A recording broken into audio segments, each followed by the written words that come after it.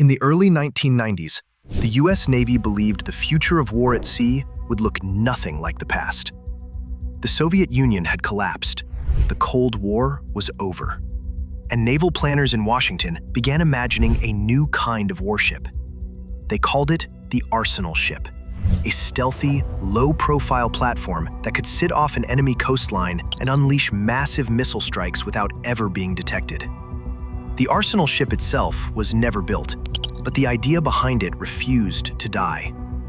By the late 1990s, that concept evolved into the DD-21 program, and eventually into one of the most radical warships ever designed, the USS Zumwalt. When the project was first approved, the vision was enormous. The Navy planned 32 stealth destroyers, ships designed to slip close to hostile coastlines, avoid radar detection, and deliver overwhelming firepower. These vessels would carry revolutionary weapons, including advanced naval guns capable of striking targets nearly 80 miles inland. On paper, the Zumwalt was supposed to be the most advanced surface combatant ever built. Then, reality intervened. The wars in Iraq and Afghanistan shifted military priorities toward ground combat. Budgets tightened, costs climbed. The ammunition for the Zumwalt's new advanced gun system, the long-range land attack projectile, cost nearly $800,000 per round. That made firing the guns almost impossible to justify. One by one, the planned fleet collapsed. 32 ships became 24, 24 became 7, and eventually, the program was cut to just 3 destroyers. The criticism was brutal. Headlines called it the $22 billion mistake, a floating white elephant, a ship too expensive to lose, but too unfinished to fight. For nearly a decade, the Zumwalt became the ultimate naval underdog, not because it lacked power, but because it lacked a mission.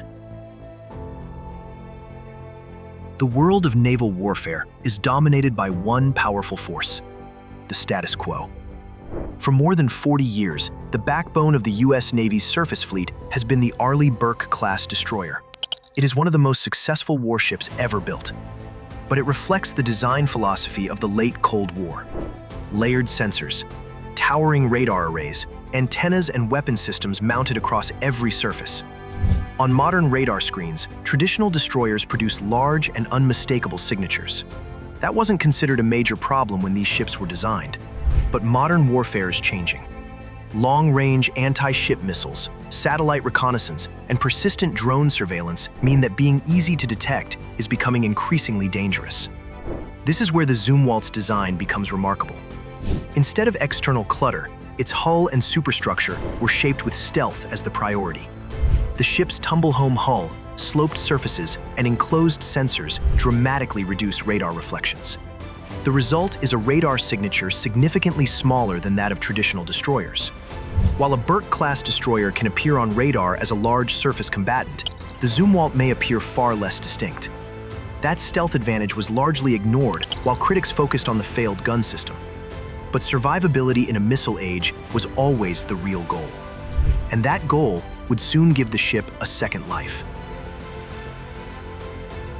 In 2023, the Navy made a decisive decision. Instead of trying to salvage the expensive gun system, they removed it entirely. The 2 massive 155mm gun mounts were stripped out of the ship. In their place, engineers began installing a completely different weapon system, the conventional prompt strike hypersonic missile. These weapons travel at Mach 5 and beyond, maneuvering at extreme speeds that make interception extraordinarily difficult. Each Zumwalt will carry 12 large launch tubes, and each tube can hold 3 hypersonic missiles. That gives the ship the potential to carry up to 36 hypersonic strike weapons. No other U.S. surface combatant is currently configured to launch weapons this large. But the real heart of the Zumwalt isn't the missiles. It's the ship's power system. Most warships use mechanical drives connected directly to their propellers. Zumwalt does something different. It is an integrated electric ship. Its gas turbines generate electricity that powers every major system on board, from propulsion to sensors to weapons. In total, The ship produces roughly 78 megawatts of electrical power. That's enough electricity to power a small city. Originally, this enormous power reserve was intended for experimental weapons like railguns and directed energy systems. Those weapons never arrived, but the power system still gives the Zumwalt extraordinary flexibility. It supports advanced electronic warfare systems designed to disrupt enemy sensors and communications. And it provides the electrical capacity needed for future weapons the Navy has not even deployed yet. What once looked like an over-engineered experiment suddenly looks like a platform built for the future. The Pacific Ocean is becoming the central stage for naval power, and in that arena, the Zumwalt faces powerful competitors. China's Type 055 destroyer is one of the most heavily armed surface combatants ever built. With massive radar systems and more than 100 missile cells, it represents the modern philosophy of overwhelming firepower. On paper, the Type 055 wins the numbers game. But the Zumwalt was never designed to play the numbers game. These ships represent two different philosophies of naval warfare. The Type 055 is a powerful fleet combatant, built to operate as part of large formations. The Zumwalt is something different. It is a stealth strike platform. Instead of relying on numbers and visible presence, it uses reduced detectability and long-range weapons. In theory, this allows the ship to operate closer to contested zones without being easily tracked. From those positions, its hypersonic missiles could strike critical targets at extreme distances. The Zumwalt has not yet proven this role in combat, but its redesign reflects where naval warfare may be heading. Less visible, more precise, and far faster. Every Steel Beast story follows the same pattern. A machine is built with ambition. The world mocks it when reality falls short. And then, sometimes years later, its true purpose finally emerges.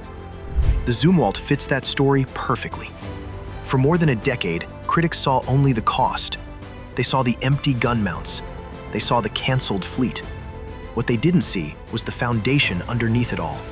The stealth design, the massive electrical power, the flexible architecture built for future weapons. These features looked excessive when the ship launched. Today, they look like preparation. And perhaps that's fitting for a ship named after Admiral Elmo Zumwalt. He was one of the Navy's most unconventional leaders, a reformer who pushed modernization even when it challenged tradition. The destroyer that bears his name followed the same path. It had to be misunderstood before it could be transformed. 3 ships, 1 radical design, and a mission that didn't exist when they were first built. That's how an underdog becomes something else entirely. That's how it becomes a steel beast.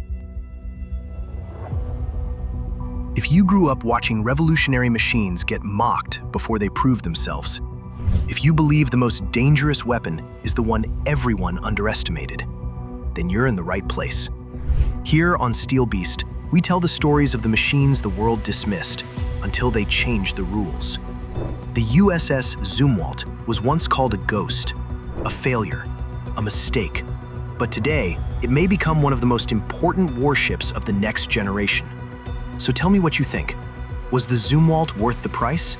Or did the Navy take too long to unlock its real potential? Subscribe, join the Steel Beast community, and I'll see you in the next story.